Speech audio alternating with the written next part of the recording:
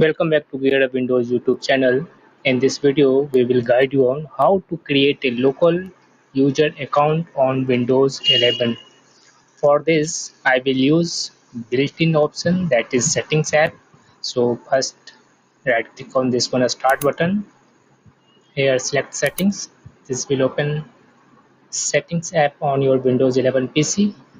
And you can also use Windows plus I shortcut keys to open the same window. In the settings window, here select accounts in the left side.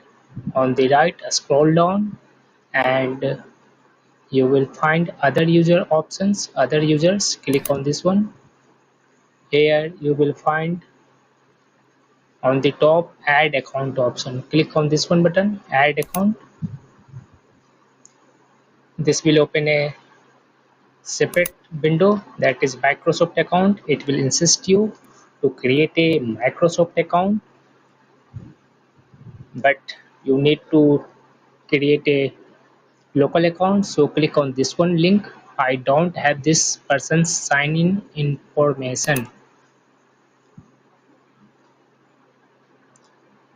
Now again you need to click on this one, add a user without a Microsoft account. Click on this one link.